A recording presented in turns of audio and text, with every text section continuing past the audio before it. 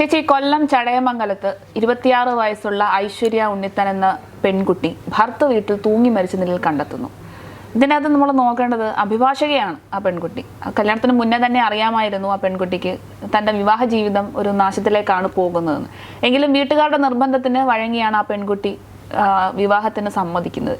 ഇപ്പം ഉത്തരയുടെയും വിസ്മയുടെയും കഥകളൊക്കെ നമ്മൾ കേരളമൊട്ടാകെ നമ്മളെ ഞെട്ടിച്ച ഒരു സംഭവമാണ്. അതിനുശേഷമാണ് ഈ ഐശ്വര്യ ഉണ്ണിയുടെ ഈ മരണം നമ്മൾ വീണ്ടും അറിയുന്നത്. അപ്പം എന്തുകൊണ്ടാണ് ഇപ്പോഴും ഇങ്ങനെയുള്ള കേസുകൾ കൂടിക്കൊണ്ടിരിക്കുന്നത്? എന്തായിരുന്നു ഐശ്വര്യയുടെ ആ ജീവിതത്തിൽ സംഭവിച്ചത്? ഇപ്പോൾ നമ്മൾ പലതിലും സ്ത്രീധന പീഡനങ്ങൾ പറയാറുണ്ട്, ഭർത്താവിൻ്റെ വീട്ടുകാർ പീഡിപ്പിച്ചു എന്ന് പറയാറുണ്ട്. പിന്നെ പല പല കാരണങ്ങൾ ഉണ്ടാവാം ഇതിന്. ഇപ്പം ഈ കേസിൽ ഈ ഐശ്വര്യ ഉണ്ണിത്താൻ എന്ന് പറയുന്ന പെൺകുട്ടി LLM കഴിഞ്ഞൊരു പെൺകുട്ടിയാണ്. അവരുടെ അച്ഛൻ അരവിന്ദാക്ഷൻ, അദ്ദേഹം അഡ്വക്കേറ്റ് ആയിരുന്നു. ഷീല അമ്മ, നല്ലൊരു കുടുംബം, അവൾക്കൊരു സഹോദരനുണ്ട്. അപ്പോൾ ഈ പയ്യൻ കണ്ണൻ നായർ ഇവനവിടെ LLB പഠിക്കുകയാണ് പാർട്ട് ടൈം ആയിട്ട്. അവൻ 3rd ഇയർ സ്റ്റുഡൻ്റ് ആയിരുന്നു. അവൻ മെക്കാനിക്കൽ എഞ്ചിനീയറിംഗിൽ BTech കഴിഞ്ഞ് കെൽട്രോണിൽ വർക്ക് ചെയ്യുന്നു. അതിനോടൊപ്പമാണ് ഈ LLB ചെയ്യുന്നത്. അപ്പം ഇവനാണ് ആദ്യമായി ഇവളോട് ഇഷ്ടം പറയുന്നത്. ഇഷ്ടം പറയുമ്പോൾ തന്നെ ഈ പെൺകുട്ടി, നമ്മുടെ നാട്ടിലെ ഒരു ശീലം അനുസരിച്ച് കുടുംബത്തിൽ പിറന്ന പെൺകുട്ടികളാണെങ്കിൽ ഇഷ്ടം വരുമ്പോൾ വീട്ടിൽ വന്ന് ചോദിക്കാൻ പറയണം, അതാണല്ലോ. അപ്പോൾ അതനുസരിച്ച് ഈ പെൺകുട്ടിയും പറഞ്ഞു അതൊക്കെ വീട്ടുകാരാണ് തീരുമാനിക്കുന്നത്, വീട്ടിൽ വന്ന് ചോദിക്കാൻ പറഞ്ഞു. അപ്പോൾ അവൻ വീട്ടിൽ വന്നു. വീട്ടുകാരോടെല്ലാം വളരെ വളരെ മാന്യമായി മര്യാദയ്ക്ക് പെരുമാറുന്നു. അമ്മയെ കയ്യിലെടുക്കുന്നു. ഇപ്പം അതൊരു തന്ത്രമാണ് പെൺകുട്ടികളുടെ അമ്മമാരെ പെട്ടെന്ന് സോപ്പിട്ട് കയ്യിലെടുക്കുക എന്നുള്ളത്. അപ്പോൾ അമ്മമാർക്ക് സ്വന്തം മക്കളുടെ അഭിപ്രായത്തിനേക്കാളും വില ഈ വന്നു കയറിയ പയ്യനോടായിരിക്കും. ആ ഒരു തന്ത്രമാണ് ഇവൻ അവിടെ പ്രയോഗിച്ചത്. അങ്ങനെ എല്ലാവർക്കും കണ്ണിലുണ്ണിയായി മാറി. പക്ഷേ ഇവർ എൻഗേജ്മെന്റ് കഴിഞ്ഞിട്ട് ഈ പെൺകുട്ടിക്ക് മനസ്സിലാവുന്നുണ്ട് ഇതൊരു പ്രോപ്പർ വേയിലല്ല പോകുന്നത്, ഇവന്റെ സ്വഭാവം അത്ര സുഖകരമല്ല. മറ്റേ ഇപ്പൊ പറയൂലേ കലിപ്പന്റെ കാന്താരി എന്നൊക്കെ പറയുമ്പോൾ കലിപ്പന്മാരാണല്ലോ. അപ്പം ഒരു ഇഷ്ടത്തിലായി കഴിയുകയോ എൻഗേജ്മെന്റ് കഴിയുകയൊക്കെ ചെയ്തു കഴിഞ്ഞാൽ പിന്നെ അവൻ പറയുന്നിടത്തെ അവൾ നോക്കാവൂ, അവൻ പറയുന്ന ഉടുപ്പ് ഇടാവൂ, അവൻ പറയുന്ന പൊട്ട് ഇടണം, അവൻ പറയുന്ന ഷെയ്ഡിൽ ലിപ്സ്റ്റിക് ഇടണം. ഇങ്ങനെ കുറെ കണ്ടീഷൻസ് ആണ്. എന്നിട്ട് പറയും ചെയ്തു, നിനക്ക് ഞാൻ ആവശ്യത്തിന് സ്വാതന്ത്ര്യം തരുന്നുണ്ടല്ലോ, നിന്റെ ഇഷ്ടത്തിന് നീ എല്ലാം ചെയ്തോ, പക്ഷെ എനിക്കിതാണ് ഇഷ്ടം, അപ്പം നീ അത് ചെയ്യണം. പിന്നെ അതിൽ ആവശ്യമില്ലാത്ത കാര്യങ്ങൾ ഷൗട്ട് ചെയ്യുക എന്നുള്ളതെല്ലാം അവൾ അത് എക്സ്പീരിയൻസ് ചെയ്ത കാര്യമാണ്. പക്ഷേ നമ്മുടെ നാട്ടിൽ എൻഗേജ്മെന്റ് കഴിഞ്ഞിട്ട് നാട്ടുകാരെല്ലാം അറിയിച്ച് എൻഗേജ്മെന്റ് കഴിഞ്ഞു, പക്ഷെ ഇനി കല്യാണം നടത്തിയില്ലെങ്കിൽ അതൊരു വലിയ നാണക്കേടാണ്. ഈ ഒരു ചിന്തയിൽ നിന്ന് എന്നാണ് ഈ വീട്ടുകാരെല്ലാം ഒന്ന് പുറത്തു വരിക എന്നറിയില്ല. അപ്പോൾ എൻഗേജ്മെന്റ് കഴിഞ്ഞതല്ലേ, അപ്പോൾ ഇനി എങ്ങനെയെങ്കിലും അഡ്ജസ്റ്റ് ചെയ്യണം എന്നൊരു ആറ്റിറ്റ്യൂഡായിരിക്കും. പിന്നെ മറ്റൊരു കാര്യം, ഈ എങ്ങനെയായാലും ആൺകുട്ടികളുടെ കാര്യത്തിൽ പറയുന്നതാണ്, വിവാഹം കഴിയുമ്പോൾ അവരങ്ങ് ശരിയാവും. ഈ 10-25 കൊല്ലം അമ്മയും അച്ഛനും എല്ലാം നോക്കി വളർത്തിയിട്ട് ശരിയാവാത്ത എന്ത് കാര്യമാണ് ഇന്നലെ വന്നു കയറുന്ന ഒരു പെൺകുട്ടി ശരിയാക്കാൻ പോകുന്നത്? അതെന്താ, ഈ ദുർഗുണ പരിഹാര പാഠശാല പോലെയാണ് ഈ വിവാഹം എന്ന് പറയുന്നത്. വിവാഹം കഴിഞ്ഞു കഴിഞ്ഞാൽ പിന്നെ പറയുന്നതാണ് ഒരു കൊച്ചൊക്കെ ആകുമ്പോൾ അങ്ങ് ശരിയാവും. ഇത് ശരിയാവാനെന്ന് അവന് മാനസികമായ എന്തെങ്കിലും പ്രശ്നം ഉണ്ടല്ലോ, അവനോ അവൾക്കോ ആയിക്കോട്ടെ. ഇപ്പം ചില കേസുകളിൽ പെൺകുട്ടികൾക്ക് അങ്ങനത്തെ ബുദ്ധിമുട്ടുകൾ ഉണ്ടാവും. വന്നു കയറുമ്പോൾ വന്നു കയറുന്ന വീട്ടുകാർക്ക് അത് സഹിക്കാൻ പറ്റാത്ത രീതിയിലുള്ള പെരുമാറ്റം പെൺകുട്ടികളിൽ നിന്നുണ്ടായാലും അവർക്ക് ആവശ്യമായ ട്രീറ്റ്മെൻറ്റ് കൊടുക്കുക, അല്ലെങ്കിൽ അതിനെ മാന്യമായി അതിനെ സെപ്പറേറ്റ് ആക്കുക എന്നുള്ളതാണ്. അതിന് പകരം ഒരു ജീവൻ എടുക്കുന്ന അവസ്ഥയിലേക്ക് അതിനെ കൊണ്ടെത്തിക്കുന്നത് നമ്മുടെ ഈ ഒരു സോഷ്യൽ കണ്ടീഷനിങ് എന്ന് പറയും, നമ്മുടെ ഒരു സാമൂഹ്യ വ്യവസ്ഥിതി. അതിൽ പറയും സമൂഹത്തിനെതിരെ സംസാരിക്കുന്നതാണ്. നമുക്ക് അങ്ങനെ ചിന്തിക്കണം. നമ്മളിപ്പോൾ ഒരു ജീവൻ നഷ്ടപ്പെടുന്നതിനേക്കാൾ വിലയാണ് എന്ത്? ആ ജീവൻ നിലനിർത്തിക്കൊണ്ട് അതിനെ ജീവൻ സംരക്ഷിക്കുക എന്നുള്ളതാണ് പ്രധാന പോയിന്റ്. ഇപ്പം ഈ കാര്യത്തിൽ എന്നിട്ടും ഈ വീട്ടുകാരുടെ നിർബന്ധത്തിന് തന്നെ അവൾ വഴങ്ങി കല്യാണം കഴിയുമ്പോൾ ശരിയാവുമെന്ന് പറഞ്ഞു. പക്ഷേ അവൻ പരസ്യമായി തന്നെ ആൾക്കാരുടെ മുന്നിൽ വെച്ച്, വേറെ പല ബന്ധുക്കളൊക്കെ പറഞ്ഞിട്ടുണ്ട്, അവൻ വല്ലാത്ത രീതിയിൽ ഇവിടെ മുടിയൊക്കെ പിടിച്ച് വലിക്കുന്ന ഒരു സന്ദർഭം വരെ ഉണ്ടായിട്ടുണ്ട് എന്ന്. ഈ മുടി പിടിച്ച് വലിക്കുക എന്ന് പറഞ്ഞാൽ അത് നമ്മുടെ ഇങ്ങനെ ബ്ലോക്ക് ചെയ്യാണത്, നമ്മുടെ മൂവ്മെന്റ്സിനെ ബ്ലോക്ക് ചെയ്യുന്ന രീതിയിൽ മുടി പിടിച്ച് വലിക്കുക എന്ന് പറഞ്ഞാൽ, എൻ്റെ മുടിയിലെങ്ങാനും പിടിച്ച് വലിച്ചാൽ എനിക്കത് ക്ഷമിക്കാനേ പറ്റില്ല. അപ്പോൾ ആ പെൺകുട്ടി എന്തിനെത്രയും സഹിച്ചു എന്നുള്ളതാണ് നിയമം. അവൾ കുടുംബ കോടതിയിൽ കേസുകൾ കൈകാര്യം ചെയ്യുന്ന പെൺകുട്ടിയാണ്. അപ്പോൾ മറ്റു കുടുംബങ്ങൾക്ക് സൊല്യൂഷൻ പറഞ്ഞു കൊടുക്കുകയും അവിടെ സമാധാനം ഉണ്ടാക്കാൻ വേണ്ടി തീരുമാനങ്ങൾ എടുക്കാൻ വേണ്ടി കേസ് നടത്തിയിരുന്ന ഒരു പെൺകുട്ടിയാണ് ഈ ഐശ്വര്യ ഉണ്ണിത്താൻ. പക്ഷെ സ്വന്തം ജീവിതത്തിൽ അവൾക്ക് കൃത്യമായ ഒരു തീരുമാനമെടുക്കാൻ കഴിഞ്ഞില്ല. പിന്നെ ഈ അമ്മ ഇടയ്ക്ക് ഇവളുടെ ഐശ്വര്യയുടെ അമ്മ കേട്ടിട്ടുണ്ടായിരുന്നു, ഇവൾ ഗർഭിണിയായപ്പോൾ ഇവൾക്ക് ടെൻഷനായിരുന്നു എന്ന്. കണ്ണേട്ടനെ ആൺകുഞ്ഞിനെ തന്നെ എനിക്ക് കൊടുക്കാൻ കഴിയണേ എന്ന് ഇവൾ പ്രാർത്ഥിക്കും. അവൾക്ക് ടെൻഷൻ, അവൾ പ്രാർത്ഥിക്കുകയാണ് പെൺകുഞ്ഞായിപ്പോയാൽ കണ്ണേട്ടൻ്റെ സ്വഭാവം മാറിപ്പോവും, അതിനു വേണ്ടി പ്രാർത്ഥിക്കുകയാണ് എന്ന് അവൾ പറഞ്ഞു. അപ്പൊ ആ പെൺകുട്ടി എന്തുമാത്രം ടെൻഷൻ അനുഭവിച്ചായിരിക്കും ആ വീട്ടിൽ ജീവിച്ചിട്ടുണ്ടാവുക എന്നറിയാമോ. അപ്പൊ ഈ പല സമയത്ത് ഇവൻ പബ്ലിക്കായിട്ട് തന്നെ ഉപദ്രവിക്കുമ്പോഴും ഒന്നുമില്ലെങ്കിൽ അവന്റെ വീട്ടുകാർക്കൊന്ന് ചിന്തിച്ചൂടെ, ശരി ഈ പെൺകുട്ടിയുടെ വീട്ടുകാർക്ക് ആലോചിക്കാം അയ്യോ ഒക്കെ കല്യാണം കഴിഞ്ഞ് പോയി എന്ന് വിചാരിക്കും. പക്ഷെ അവളുടെ സഹോദരൻ പലതവണ പറഞ്ഞു നീ തിരികെ വാ, അവിടെ നിൽക്കണ്ട. അപ്പൊ ഇവൾക്ക് കണ്ണേട്ടനെ വിട്ട്, കലിപ്പന്റെ കാന്താരിയായി അവൾ മാറി, കണ്ണേട്ടനെ വിട്ട് ഇതുവരെ വിചാരിക്കുകയാണ് നമ്മളില്ലെങ്കിൽ ഇവർക്ക് ഒന്നും ചെയ്യാൻ കഴിയില്ല എന്നുള്ള ഒരു സിമ്പതിയാണോ സ്നേഹമാണോ? അത് സ്നേഹമാണോ എന്ന് എനിക്കറിയില്ല. സ്വന്തമായി സ്വന്തം ശരീരത്തെയും സ്വന്തം മാനസികാരോഗ്യത്തെയും സ്നേഹിക്കാതെ നമ്മളെ നിരന്തരം ടോർച്ചർ ചെയ്യുന്ന ഉപദ്രവിക്കുന്ന ഒരാൾക്ക് വേണ്ടി അത് സഫർ ചെയ്ത് എന്തിനാണ് അവിടെ ജീവിക്കുന്നതെന്ന് അറിയില്ല. ഇന്ന് എൻ്റെ ഒരു സുഹൃത്ത് പറഞ്ഞൊരു സെൻറ്റൻസ്, എനിക്കിവിടുന്ന് ചത്തു പോയാൽ മതി, ഞാൻ ചത്ത് കഴിയുമ്പോൾ ഇവരൊക്കെ അറിയും. എന്തറിയാനാ ചത്ത് കഴിഞ്ഞിട്ട്? കണ്ണൻ നായർ ജീവിക്കുന്നുണ്ട് ഇല്ലേ, കണ്ണൻ്റെ അമ്മയും ജീവിക്കുന്നു, വീട്ടിലുള്ള ബാക്കി എല്ലാവരും ജീവിക്കുന്നുണ്ട്. ഈ ഐശ്വര്യയുടെ വീട്ടിലെ അമ്മയ്ക്ക് കണ്ണുനീര് തോർന്നിട്ടില്ല. ഈ ഐശ്വര്യയുടെ മകളെ ഇപ്പൊ അമ്മ വളർത്തും. അമ്മ പറയുന്നത് എനിക്ക് ഈ കുഞ്ഞിനെ വളർത്താനുള്ള ഒരു ആരോഗ്യം ദൈവം തന്നാ മതി. പക്ഷെ അവർ നിയമ പോരാട്ടം ഇതുവരെ നിർത്തിയിട്ടില്ല. അവർക്ക് നീതി വേണമെന്ന് പറഞ്ഞവർ നിയമ പോരാട്ടം നടത്തി. എന്ത് നീതി കിട്ടാനാ? ഇനി പോയ മകള് പോയി, ഇനി എന്ത് ചെയ്തിട്ട് എന്ത് കിട്ടാനാണ്?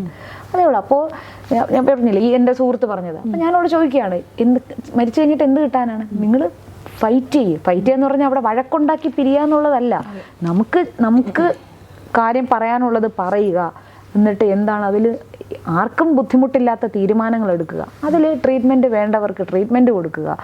ഇപ്പം ആവശ്യമില്ലാതെ ദേഷ്യപ്പെടുക എന്നുള്ളത്, ഇപ്പം നമുക്ക് ദേഷ്യം വരും, എല്ലാവർക്കും ദേഷ്യം വരും, നമുക്ക് സഹിക്കാൻ പറ്റാത്ത കാര്യങ്ങൾ കേൾക്കുക അനുഭവിക്കുക വരുമ്പം ദേഷ്യം വരിക എന്നുള്ളത് ഒരു മനുഷ്യ സഹജമായ കാര്യമാണ്.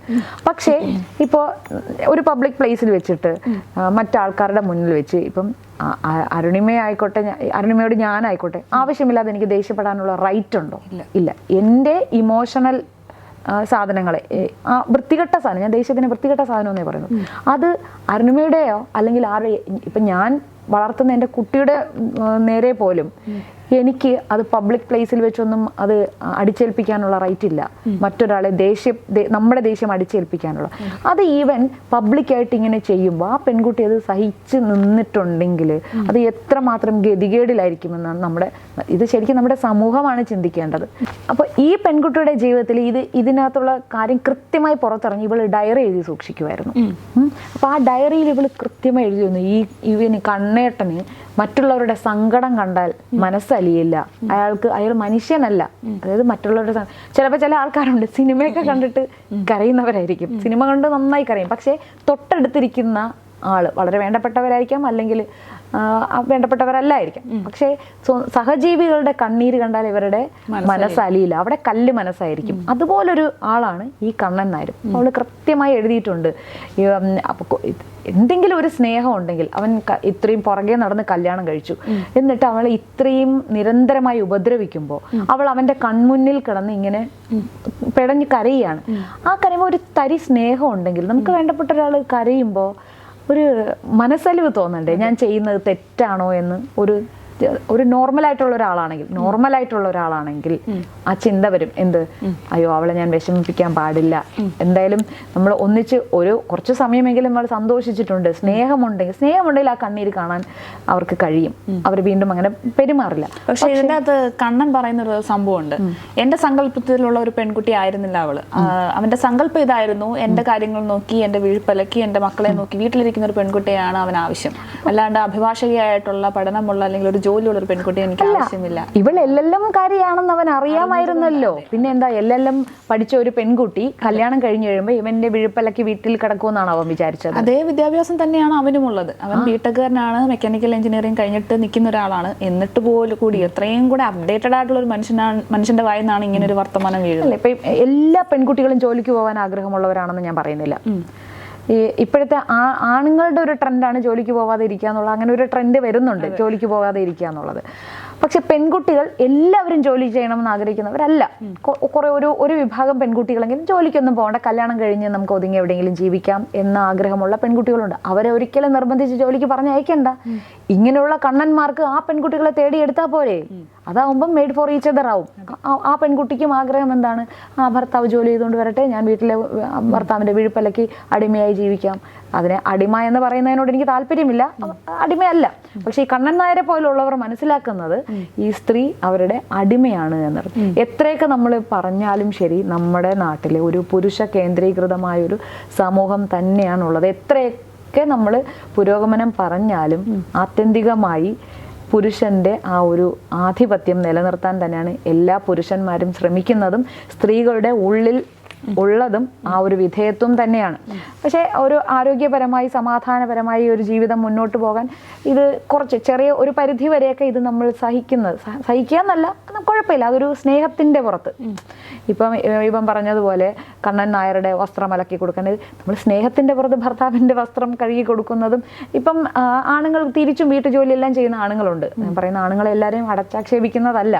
വീട്ടിൽ ഭാര്യയോടൊപ്പം എല്ലാ ജോലിയിലും പങ്കാളികളായി, അതായത് ഭക്ഷണം പാകം ചെയ്യുന്ന രണ്ടുപേർക്കും ഇപ്പം രണ്ടുപേരും ജോലി ചെയ്യുന്നവരല്ലേ. ഇപ്പം ഏകദേശം എല്ലാ വീടുകളിലും രണ്ടുപേരും ജോലി ചെയ്യുന്നവരാണ്. അങ്ങനെ വരുമ്പം എല്ലാ ജോലികളും പങ്കിട്ട് ചെയ്യുക, എല്ലാം ഷെയർ ചെയ്യുക, സുഖവും ദുഃഖവും കഷ്ടതയും സന്തോഷവും എല്ലാം ഷെയർ ചെയ്ത് ജീവിക്കുന്നതാണ് ആ ജീവിതം എന്ന് പറയുന്നത്. ഇതിൽ ഇവൾ തൂങ്ങി മരിച്ചു എന്നാണല്ലോ പറയുന്നത്. ഈ തൂങ്ങി മരിക്കുമ്പോൾ അവൻ പറയുന്ന കാരണം എന്താണ്? അവൻ റേഷൻ വാങ്ങിക്കാൻ സഞ്ചിയും കൊണ്ട്, അപ്പോൾ ആ സഞ്ചിയിൽ ഒരു ഹോൾ ഉണ്ടായിരുന്നു. അപ്പോൾ അതിലൂടെ അരി പുറത്തേക്ക് കളയുന്നു. അതിന് ദേഷ്യം വന്നു. അപ്പോൾ അവന് ദേഷ്യം വന്നപ്പോൾ അവൻ വന്ന് ഇവളോട് ഭയങ്കരമായി ഷൗട്ട് ചെയ്തു, വഴക്ക് പറഞ്ഞു. സ്വാഭാവികം, സഞ്ചി പൊത്തതായതുകൊണ്ട് വഴക്ക് പറഞ്ഞു. ആ വഴക്ക് പറഞ്ഞതിനാണ് അവള് കഥ കടച്ച് ആത്മഹത്യ ചെയ്തതെന്നാണ് പറയുന്നത്. അതാണ് പോയിന്റ്. അതായത് ഇവള് ഈ ഐശ്വര്യ മരിക്കുന്നതിന് ഒരു അരമണിക്കൂർ മുൻപ് അമ്മയുമായിട്ട് സംസാരിച്ചിരുന്നു. PhDക്ക് പോകാൻ വേണ്ടിയിട്ടുള്ള ആപ്ലിക്കേഷൻ ഫോമൊക്കെ ഫില്ല് ചെയ്യുന്നതിൻ്റെ ഭാഗമായിട്ട് അമ്മയുമായിട്ട് സംസാരിച്ചിരുന്നു. അതിനുശേഷം ഒരു മണിക്കൂർ സമയത്തിനുള്ളിലാണ് ഈ സംഭവങ്ങളെല്ലാം, അതായത് ഈ ഐശ്വര്യ ആത്മഹത്യ ചെയ്യുന്ന സിറ്റുവേഷൻ വരെ എത്തിയത്. അപ്പം കണ്ണൻ്റെ ഒറ്റ ഫോൺ കോളിലാണ് ഐശ്വര്യ ആത്മഹത്യ ചെയ്യുന്നത്. അപ്പം ചെറിയൊരു ഹോളിൻ്റെ പേരിൽ അവളെ വഴക്ക് പറഞ്ഞതിൻ്റെ പേരിലാണ് ഇത്രയും പഠിപ്പും വിദ്യാഭ്യാസവുമുള്ള ഐശ്വര്യ കയറി കെട്ടിത്തൂന്നത്. അതിൻ്റെ അകത്ത് അങ്ങോട്ട് ഉൾക്കൊള്ളാൻ കഴിയുന്നില്ല. ഇത്രയും ചെറിയ കാര്യത്തിന് എന്തിനു വേണ്ടിയിട്ടാണ് ആ പെൺകുട്ടി ആ ജീവിതം അവസാനിപ്പിച്ചത്? ഞാൻ ഒരു കാര്യം ചോദിക്കട്ടെ. ഇപ്പം ഐശ്വര്യ ആത്മഹത്യ ചെയ്തതാണ് എങ്കിൽ ഞാനൊരു ചോദ്യം ചോദിക്കുകയാണ്. ഒരു പാറക്കല്ല് നമ്മൾ ഒരു 100 അടി അടിച്ചപ്പോൾ അത് പൊട്ടി എന്ന് വെച്ചോ, 100ാമത്തെ അടിയിൽ അത് പൊട്ടി പൊളർന്നു. ഈ 100ാമത്തെ അടിയിലാണോ അത് പൊട്ടിയത്? ഇല്ല. ഈ 99 അടിയും ആ പാറയിൽ ഏൽപ്പിച്ച ആഘാതം അവിടെ ഉണ്ട്. ചിലപ്പോൾ 100ാമത്തെ അടി ഒരു ചെറിയൊരു കൊട്ടായിരിക്കും, അതിലായിരിക്കും മനസ്സിലാവുന്നുണ്ടോ എന്താണ് ഉദ്ദേശിച്ചതെന്ന്? അത്രയും ടോർച്ചർ. ഈ എന്തായാലും ഒരു കുഞ്ഞിനെ പ്രസവിക്കാൻ എന്തായാലും ഒരു 10 മാസം എടുക്കുമല്ലോ. 1 വർഷം 2 വർഷം, ഒരു 2 വർഷത്തിൽ കൂടുതലെങ്കിൽ അവരൊന്നിച്ച് ജീവിച്ചിട്ടുണ്ടാവുമല്ലോ. അപ്പം ഈ ഒരു കാല അളവിൽ അവൾ അത്രയ്ക്ക് അനുഭവിച്ചിട്ടുണ്ടാവും. അവൾ ആത്മഹത്യ ചെയ്തതാണ് എങ്കിൽ അവൾ മടുത്തിരിക്കുകയാണ്. അപ്പോൾ ഈ മതി, ഞാൻ പറഞ്ഞില്ലേ, എൻ്റെ ഒരു കൂട്ടുകാരി പറഞ്ഞു ഞാൻ ചത്തുപോട്ടെ, ഞാൻ ചത്തുപോകുമ്പോൾ ഇവരെ അനുഭവിക്കും എന്ന് പറഞ്ഞു. ആ ഒരു പോയിന്റാണ്. പക്ഷെ അങ്ങനല്ല ചിന്തിക്കേണ്ടത്. നമ്മൾ ചത്തു കഴിഞ്ഞിട്ട് ഇവർക്കാർക്കും ഒന്നും സംഭവിക്കാനില്ല. ആരൊക്കെ മരിച്ചാലും ബാക്കിയുള്ളവർ ഇവിടെ ജീവിക്കുക തന്നെ ചെയ്യും, സർവൈവ് ചെയ്യും. ആരില്ലെങ്കിലും ബാക്കിയുള്ളവർ ജീവിക്കും. ആ ഒരു സത്യം ഉൾക്കൊള്ളണം. നമ്മൾ ഫൈറ്റ് ചെയ്ത് നമ്മുടെ ജീവിതമാണ് നമ്മൾ നിലനിർത്തേണ്ടത് എന്ന ആ ഒരു ബോധ്യം ഇത്രയും വിദ്യാഭ്യാസമുള്ള ആ പെൺകുട്ടി തിരിച്ചറിയാതെ പോയി. ചിലപ്പം അവൾ തിരിച്ചറിയാത്തതെന്നല്ല, ചില നിമിഷങ്ങളിൽ നമുക്ക് നമ്മളെ നിയന്ത്രിക്കാൻ പറ്റാതായി പോകും. നമുക്ക് ഒരുപാട് ബൗദ്ധിക തലത്തിൽ നമ്മൾ ഉന്നതിയുള്ളവരായിരിക്കാമെങ്കിൽ പോലും ചില ഇമോഷണലി നമ്മൾ വളരെയധികം വീക്കായി നമുക്ക് ഒരുപാട് ഡാമേജ് പറ്റിയിരിക്കുന്ന സന്ദർഭങ്ങളിൽ, കാരണം അവൾ സ്നേഹിച്ചിട്ടുണ്ടാവുമല്ലോ എന്തായാലും അയാളെ.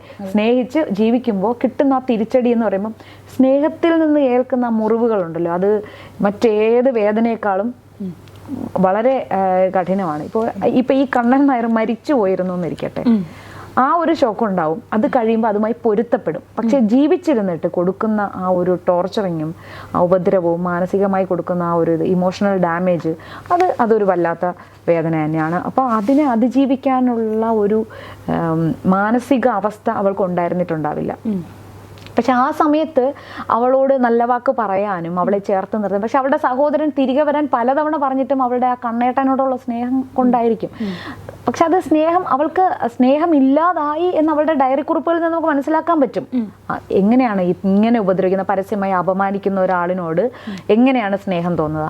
കുറെ നാള് നമ്മൾ സഹിക്കും, പോട്ടെ പോട്ടെ എന്ന് വെച്ചിട്ട്, പിന്നെ അത് സ്നേഹമല്ല.